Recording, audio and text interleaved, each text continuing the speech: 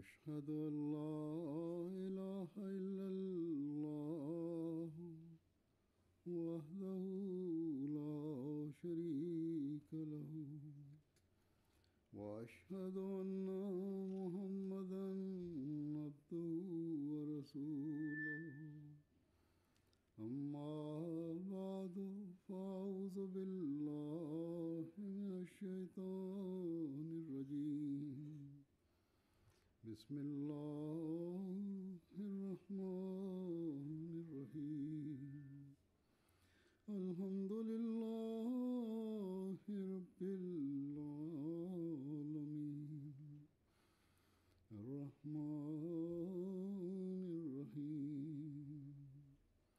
مالك يوم الدين إياك نعبد وإياك نستعين اهدنا الصراط المستقيم صراط الذين أنعمت عليهم غير المغضوب عليهم ولا الضالين.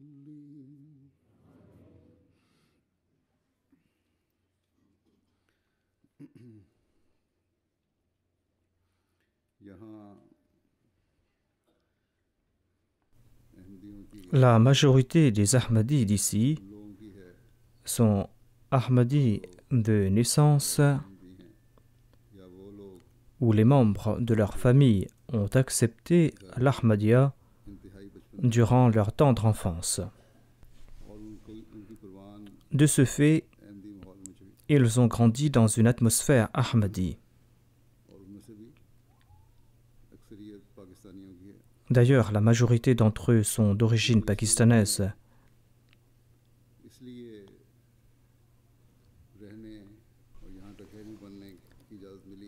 Et ceux d'entre vous qui sont d'origine pakistanaise ont eu l'autorisation de séjourner dans ce pays et en sont les citoyens parce qu'ils ont expliqué aux autorités d'ici qu'au Pakistan, ils n'avaient pas le droit de mettre en pratique les préceptes de l'islam en toute liberté.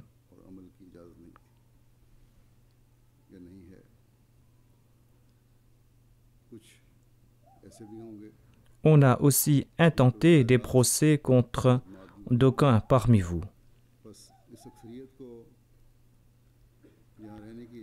Ainsi, vous qui êtes en majorité ici, vous avez eu le droit de séjour ici dans ce pays, où l'on peut dire que l'État de ce pays a été bienveillant envers vous, tout simplement parce que vous êtes Ahmadi. Le fait que vous vous proclamiez Ahmadi impose sur vous certaines responsabilités.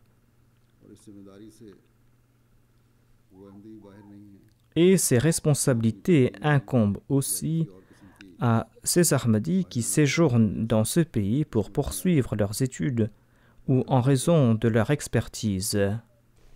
Ces derniers sont venus ici afin d'affiner davantage leurs connaissances et afin d'affiner davantage leurs expertises. Et ces derniers se disent aussi Ahmadis. Ensuite, il y a les nouveaux convertis. Ils font la bayra et ils se joignent à la Jamaat parce qu'ils sont convaincus de la véridicité du Messie premier l'Islam. Et après avoir fait la bayra, ces derniers ont aussi certaines responsabilités à l'égard de leur serment d'allégeance. Allah ne va pas les dégager de toute responsabilité parce qu'ils vont tout simplement dire que nous avons suivi l'exemple des anciens Ahmadis et des Ahmadis de naissance.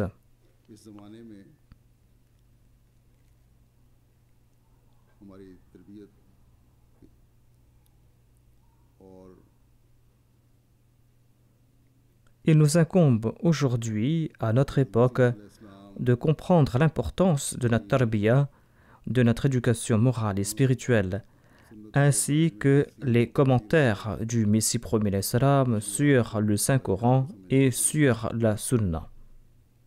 इनको देखना और पढ़ना Il nous incombe d'en faire la lecture, il nous incombe d'avoir cela en tête. बस किसी के लिए भी Ainsi, कोई उज़र नहीं il ne peut y avoir d'excuse pour personne.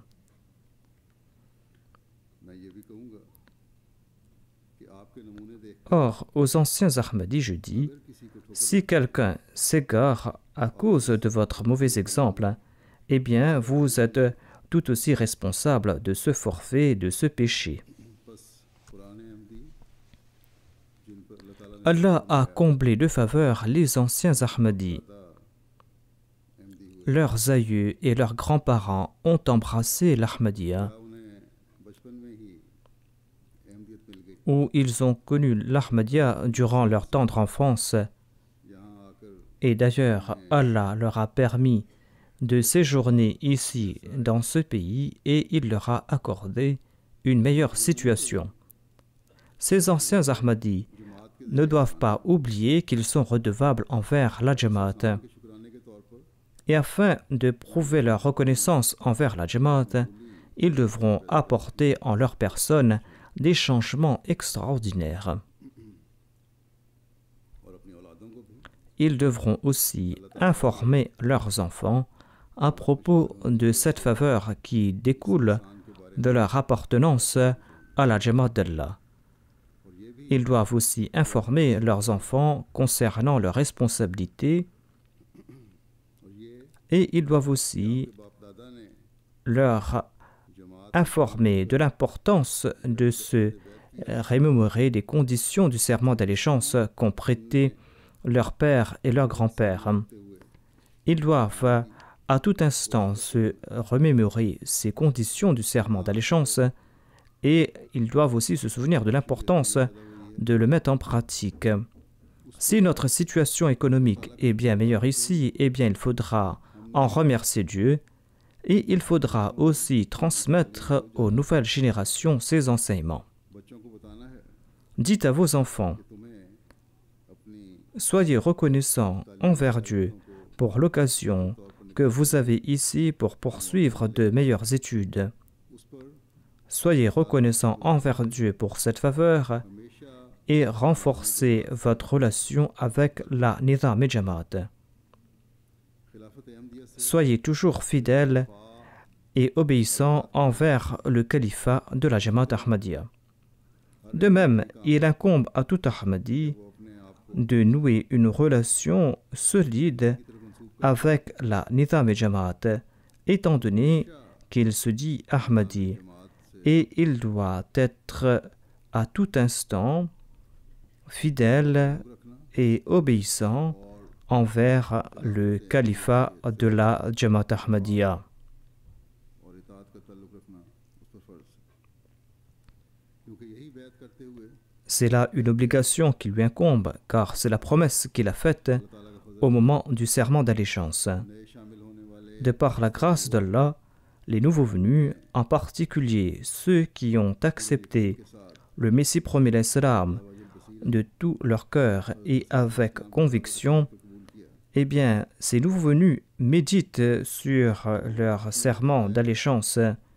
Ils méditent aussi sur les conditions du serment d'allégeance. सब लोग ये खुद भी Nombre de ces gens m'écrivent à ce propos. लेकिन बहुत से वो Cependant, nombre d'Ahmadis de naissance, पैदाइशी Ahmadi au nombre de ceux dont les parents ont accepté l'Ahmadiyya durant leur enfance, eh bien, ceux-là se consacrent davantage और जो aux affaires de ce monde en venant ici. यहाँ आकर वो ना ही अमूमन En général, ces derniers बैत पर ne réfléchissent pas sur les conditions de la bayra, du serment d'allégeance, ni ne comprennent-ils le sens du serment d'allégeance, ni ne se souviennent-ils des faveurs qu'Allah leur a accordées suite à leur appartenance à l'Ahmadiyya.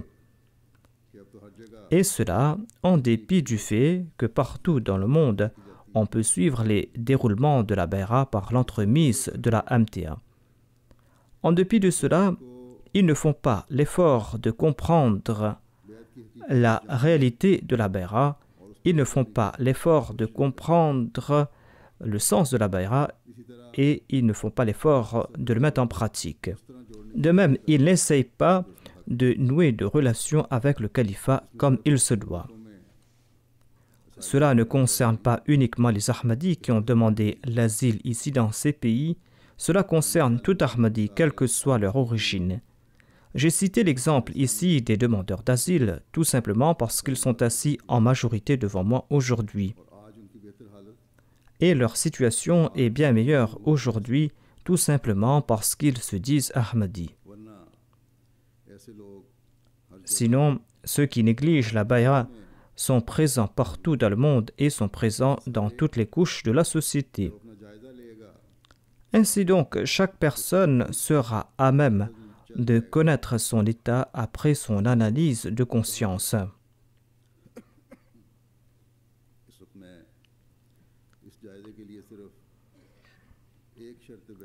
Pour effectuer cette analyse, je voudrais aujourd'hui présenter une seule condition.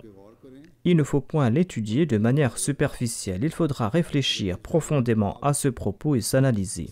Si le résultat de cette analyse est positif pour certains, eh bien ceux-là sont chanceux et ceux-là vont récolter les faveurs de Dieu. S'il y a des lacunes, eh bien il faudra apporter de la réforme.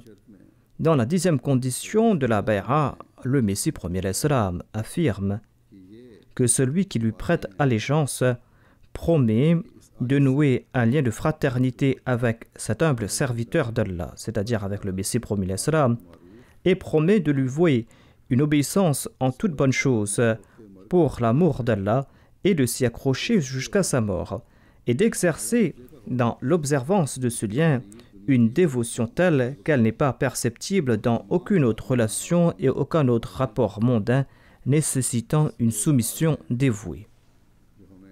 Voilà ces paroles qui nous confient la responsabilité de nouer avec le Messie premier l'Islam une relation désintéressée et une relation qui est basée sur un amour sans fin.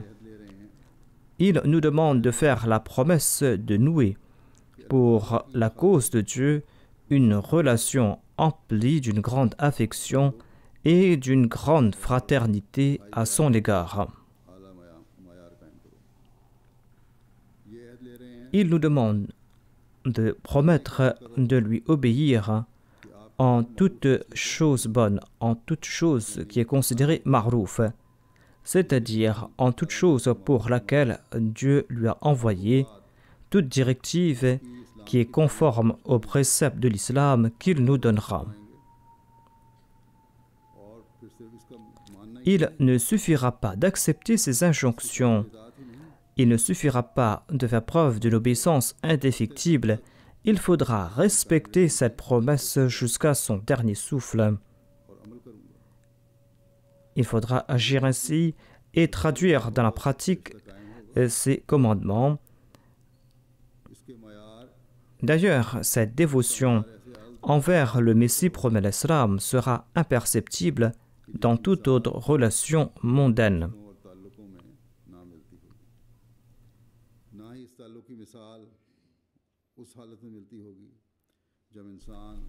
On ne verra pas pareille fidélité à l'égard de quiconque. On ne verra pas non plus une pareille fidélité entre un obligé et son bienfaiteur.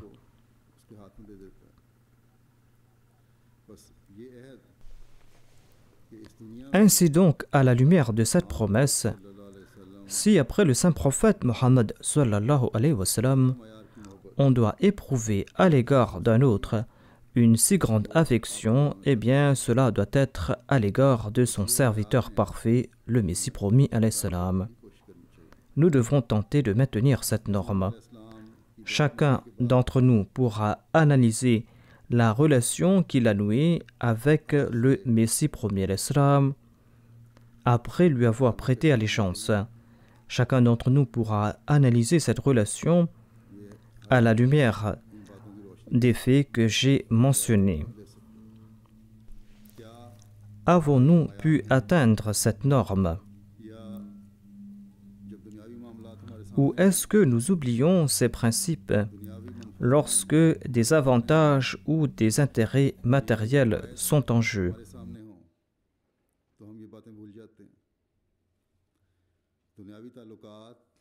Est-ce que les relations mondaines, est-ce que les intérêts matériels ont prééminence sur cette relation et sur cette obéissance? On accomplit une action soit parce qu'on y trouve ses intérêts, ou dans le cas où cette action a été imposée contre son gré.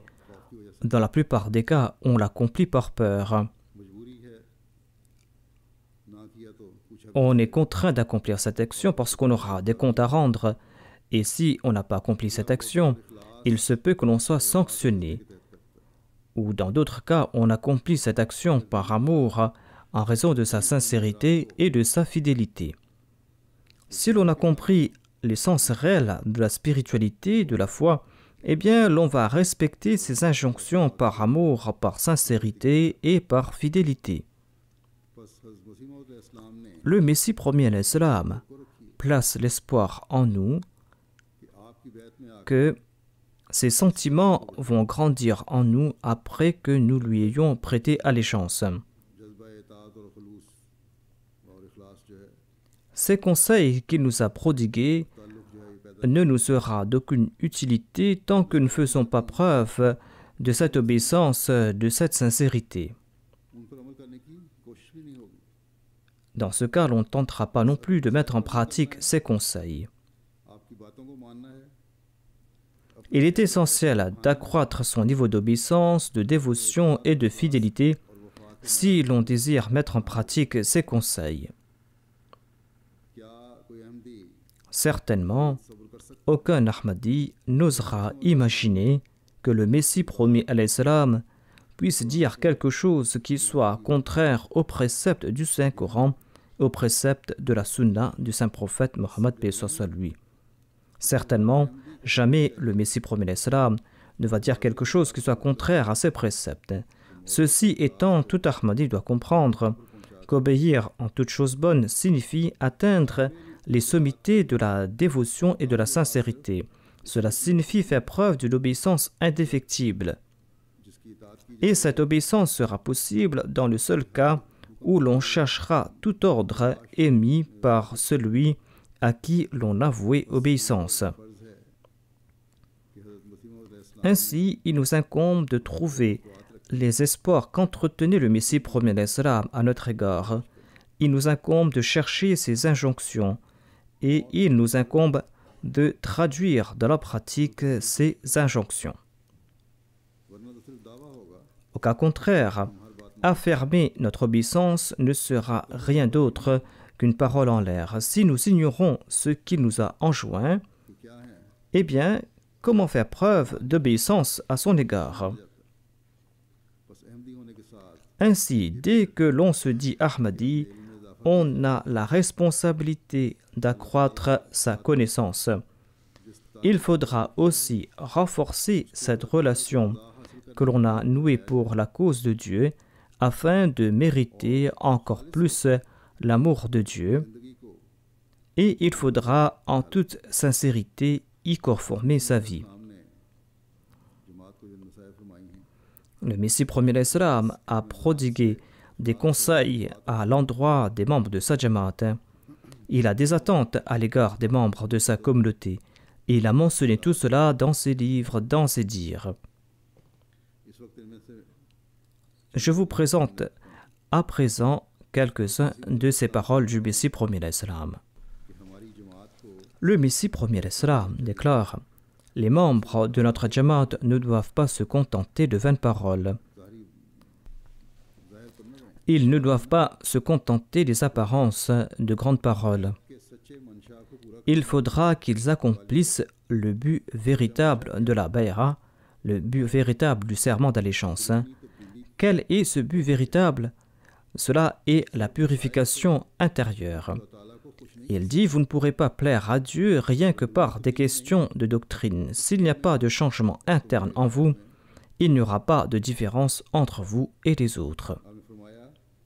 Ensuite, le Messie premier salam déclare: chacun d'entre vous doit porter son fardeau, chacun d'entre vous doit respecter sa promesse. Ainsi, il ne suffit pas de rectifier ses croyances, il ne suffit pas de prêter allégeance au Messie premier salam et de l'accepter. Réduire au silence les autres lors des débats et lors des controverses ne servira à rien s'il n'y a pas de changement pratique, s'il n'y a pas d'amélioration dans sa condition. Le Messie premier salam continue. Il dit: évertuez-vous à réformer votre âme. Suppliez Dieu à cet effet au cours de la prière et grâce à l'aumône et aux autres bonnes œuvres, rejoignez les rangs de ceux qui s'évertuent dans la voie de Dieu, comme le stipule le verset Walladhina jahadu fina. Allah affirme que ceux qui s'évertuent dans sa voie, eh bien, ceux-là sont guidés dans sa voie. Lanahdiyannahum subulana.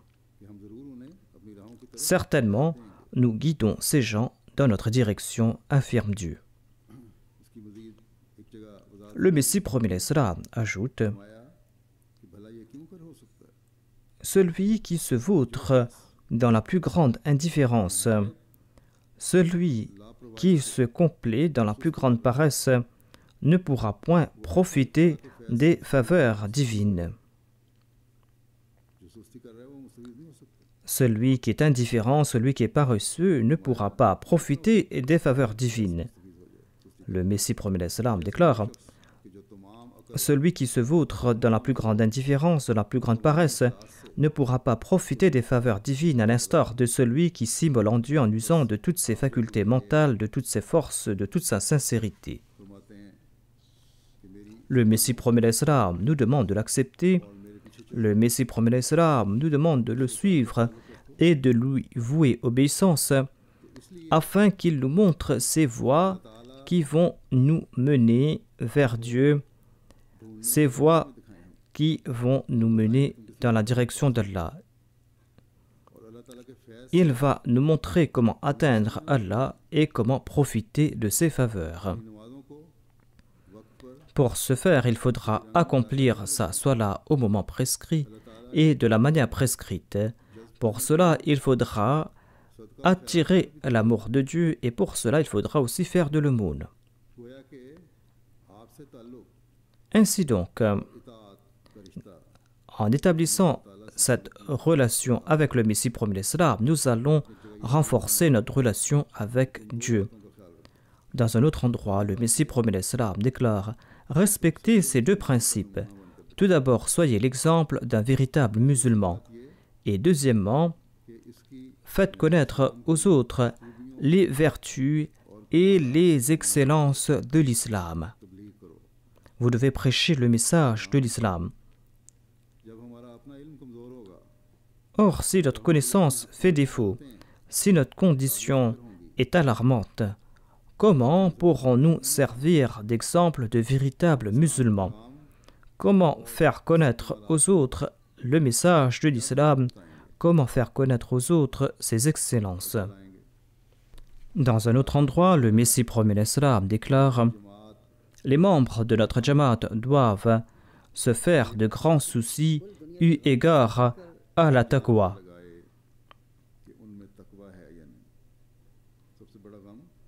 Le plus grand souci que doivent se faire les membres de sa Jamaat concerne la taqwa. Ceci n'a pas besoin de grande explication. Chacun d'entre nous pourra s'interroger et se demander s'il se soucie davantage de ce monde ou s'il se soucie davantage du progrès de la foi. Il ne doit pas se soucier uniquement de sa personne, il doit aussi se soucier de la condition de ses enfants.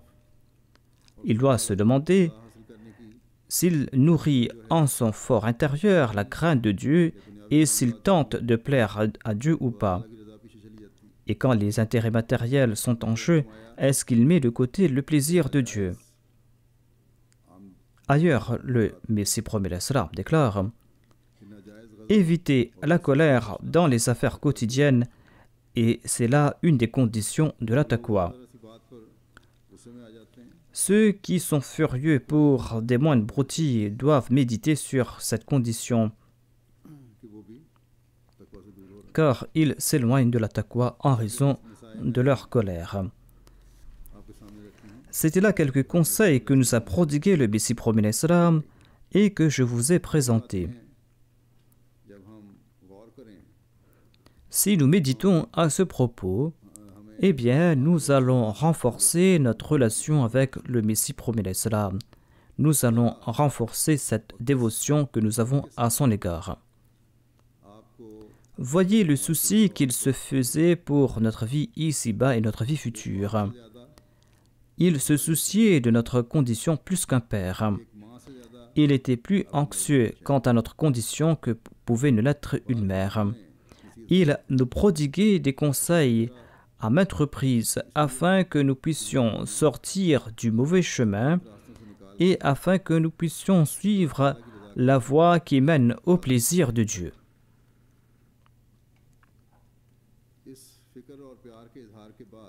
Après l'expression de ce souci, après l'expression de cette affection à notre égard, il n'y a aucune raison qui empêche tout Ahmadi de lui vouer une obéissance indéfectible, afin de pouvoir jouir du vrai bonheur ici-bas et dans l'au-delà.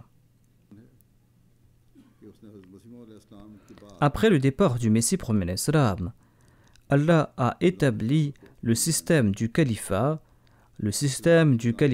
qui doit perpétuer la tâche qui a été confiée au Messie promis l'Islam par Dieu. C'est en prouvant sa sincérité envers le califat, c'est en lui vouant obéissance que nous pourrons parcourir les différentes étapes de notre voyage.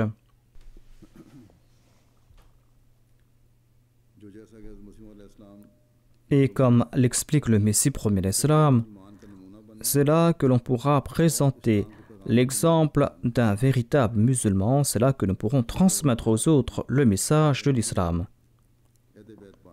Tout Ahmadi prête aussi allégeance aux mains du Messie promis l'Islam. Il leur incombe aussi de respecter ce serment d'allégeance. Il leur incombe aussi de suivre les injonctions du calife et ses conseils. Et il leur incombe aussi d'appliquer ses programmes.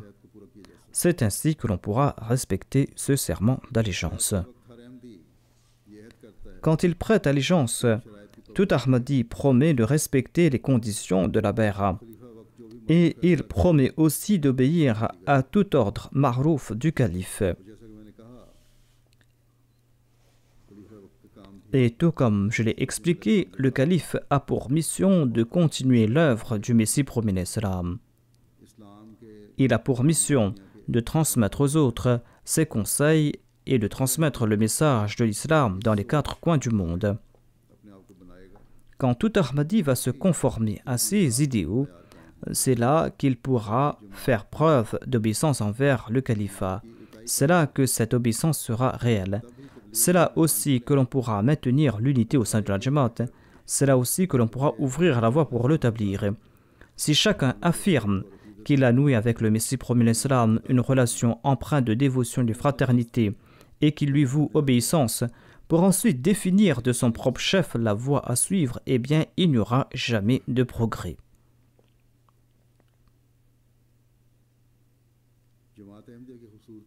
La beauté de la Jamaat Ahmadiyya réside dans le système du califat. Et tout Ahmadi est lié au Messie promis l'Islam, étant donné que celui-ci est le serviteur parfait du saint prophète Mohammed Mustafa sallallahu alayhi wa sallam. Étant donné qu'il a lié cette relation avec le Messie promis l'Islam, il doit perpétuer cette relation par l'entremise du califat. Avant-hier, j'ai fait la pose de la première pierre de la mosquée d'Almera. J'ai prononcé une allocution lors de la cérémonie en référence à la mosquée, une allocution concernant l'importance des enseignements de l'islam et les responsabilités des Ahmadis.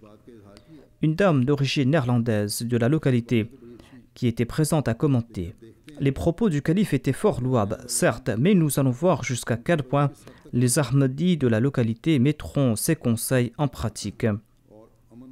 Nous allons voir jusqu'à quel point vont-ils répandre l'amour et l'affection autour d'eux. Ainsi, les gens vous scrutent de très près. Il vous incombe de ce fait de vous analyser à tout instant. Et les gens vont vous scruter davantage en référence au califat. Ainsi, le serment d'allégeance à lui seul ne suffira pas. Il est essentiel de se réformer et d'accomplir le tablir. Afin de maintenir l'unité partout et à tout niveau, il faudra prouver son obéissance à l'égard du califat. Les Ahmadis d'aujourd'hui sont chanceux, car d'une part, Allah a mis à leur disposition de nouvelles technologies et il leur a accordé aussi d'innombrables faveurs à cet égard. Il a accordé à la Jamaat ses facilités afin de diffuser le message de la foi. La télévision, l'Internet et les sites web sont là pour diffuser les paroles du Messie promis à l'Islam. Et ces paroles du Messie promis à l'Islam sont à notre disposition à tout moment.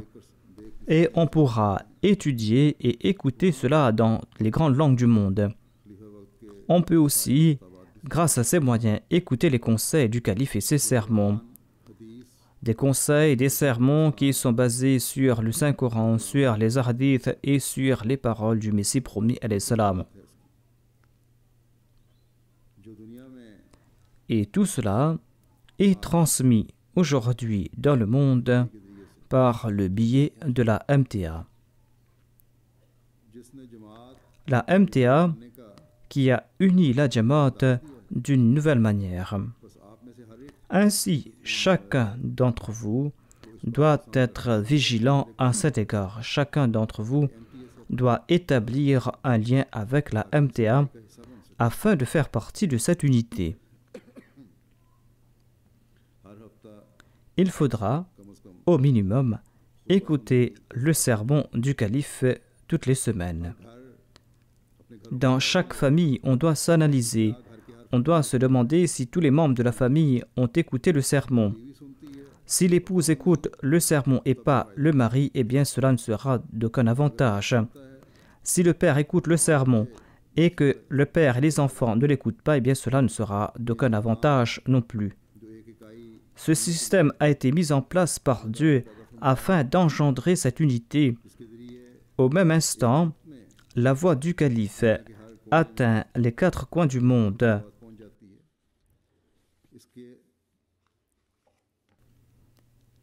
Et il incombe à tout Ahmadi de faire partie de ce système.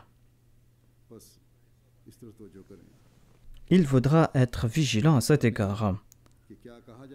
Si on ignore quels sont ces conseils, eh bien comment faire preuve d'obéissance? C'est en écoutant ces conseils que l'on pourra faire preuve d'obéissance.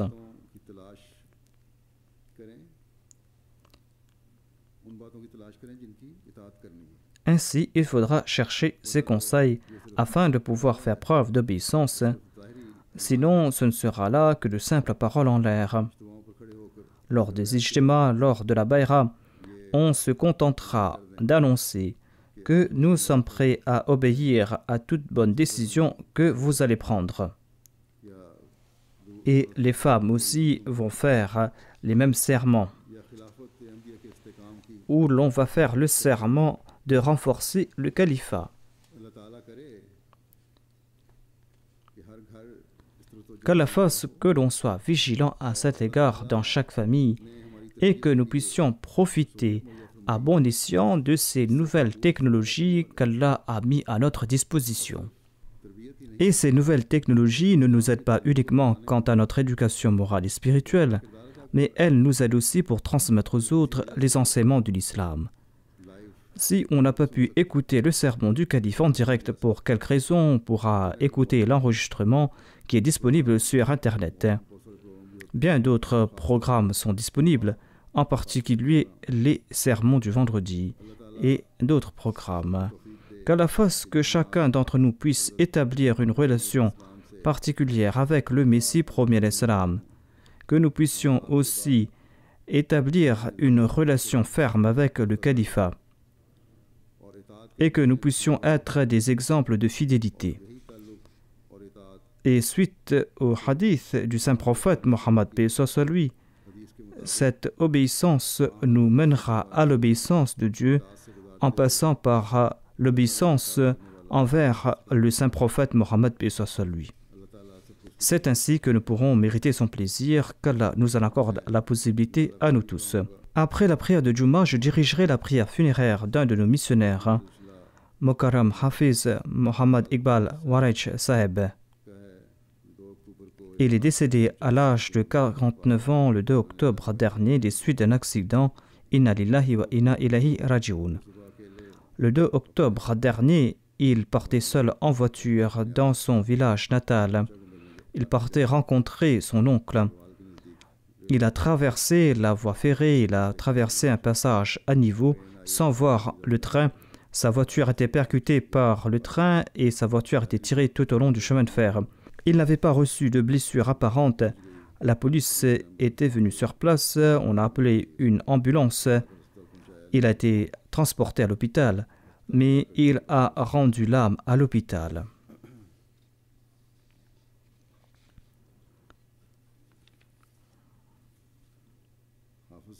Le grand-père du défunt s'appelait Chaudhry Fazal Ahmad Saheb. Son arrière-grand-père était un compagnon du Messie premier l'Islam. Il s'appelait Chaudhry al-Bakhsh. Il prêta allégeance aux mains du Messie premier l'Islam en 1901. Il portait auparavant le nom Rasoul Bakhsh et le Messie premier l'Islam lui a donné le nom Allah-Bakhsh. Le père du défunt Chaudhry Mohammad Zafla Waraish avait dédié sa vie après avoir pris sa retraite. Il a travaillé dans différents bureaux à Rabwa. Hafiz Saheb, le missionnaire, a fait ses études primaires à Rabwa. Par la suite, il a mémorisé le Saint-Coran. Et après ses études, il s'est inscrit à la Jamia. Il a aussi eu son diplôme de maîtrise de la langue arabe et ourdou. Il a été affecté dans différentes régions du Pakistan. Il travaillait en tant que secrétaire du département d'aide aux orphelins. Il laisse derrière lui 5 enfants, 3 filles qui sont mariées et ces 2 derniers qui ont 17 et 10 ans. Son frère Mokaram Tahir Mehdi Imtiaz Saheb est aussi missionnaire. Il est le directeur de l'imprimerie Ziaoul Islam Press. Et suite aux restrictions imposées sur le journal Al-Fazal, on lui a intenté un procès et il est en prison depuis plusieurs mois. Qu'Allah fasse qu'il soit libéré au plus vite. Les tribunaux font preuve de couardise. Le juge était censé le libérer sur caution. Il a refusé cette caution par crainte des mollahs. Qu'Allah fasse qu'il puisse faire preuve de justice. Qu'Allah fasse que ces innocents Ahmadis puissent être libérés au plus vite. Ahmad Rajiki Saheb, le président d'une des Jamaat, de la Jamaat de Saadullah-Pur, raconte que en 2003, la situation de la Jamaat à Saadullah-Pur s'était aggravée et Hafiz Iqbal Saheb a été affecté dans la région et il a établi des contacts avec les adversaires de la communauté. Et par la suite, non seulement ont-ils mis fin à leur hostilité à l'égard de la Jamaat, mais un de leurs chefs de file a aussi demandé pardon pour son hostilité à l'égard de la Jamaat. C'est ainsi qu'il a pu établir des contacts. En raison de la peur qu'inspirent les mollahs et la société au Pakistan, nombre de personnes qui sont sympathisantes envers l'Ahmadiyya et qui rejettent ces propagandes, en dépit de leur sympathie, ces personnes n'expriment pas ouvertement leur soutien à l'Ahmadiyya en raison de leur peur des mollahs et de la société. Cependant, au niveau des quartiers, Dieu fait en sorte que d'aucuns expriment ouvertement leur soutien en faveur de la communauté. Mujib Saheb, un des collègues de bureau du défunt, raconte que Hafiz Saheb était toujours en contact avec les Ahmadis de ces régions là où il a été affecté. Les gens venaient lui rencontrer et lui demander conseil, et il leur venait en aide. Une de ses grandes qualités était qu'il dépensait à très bon escient l'argent de la Jamaat. Il tentait de bâtir au moindre coût les domiciles des veuves.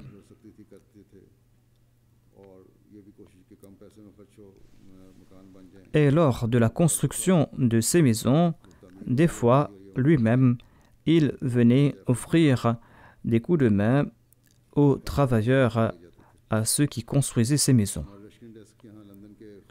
Monsieur Khalid, qui travaille dans le bureau russophone, a déclaré qu'il était de la même promotion que le défunt. Le défunt était très sincère et d'une grande hospitalité. Il ajoute que le défunt aimait prêcher le message de l'islam et de l'Ahmadiyya. Lorsqu'il était affecté à Saadulapur, eh bien, il y avait une compagnie russe qui travaillait sur un projet dans la région. En dépit du fait qu'il ne connaissait pas la langue russe, eh bien, il leur prêchait le message de l'islam et de l'Ahmadiyya. Khalid Saheb a vécu en Russie, il a appris cette langue, et lorsqu'il est retourné au Pakistan, le défunt a appris de lui quelques mots en langue russe.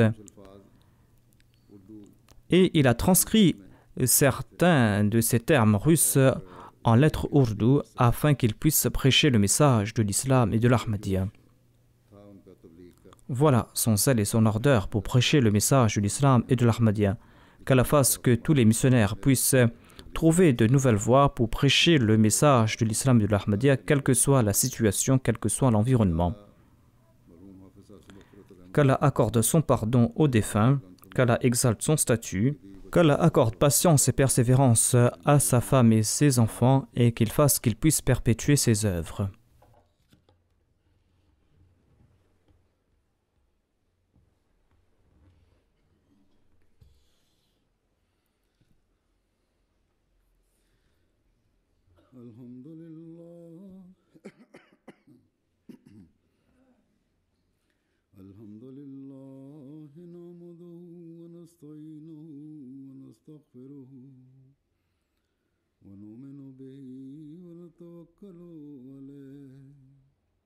ونعوذ بالله من شرور أنفسنا ومن سيئات أعمالنا من يهده الله فلا مضل له ومن يضلل فلا هادي له ونشهد أن لا إله إلا الله ونشهد أن محمدا عبده ورسوله عباد الله رحمكم الله إن الله يأمر بالعدل والإحسان وإيتاء ذي القربى وينهى عن الفحشاء والمنكر والبغي يعظكم لعلكم تذكرون اذكروا الله يذكركم وادعوه يستجب لكم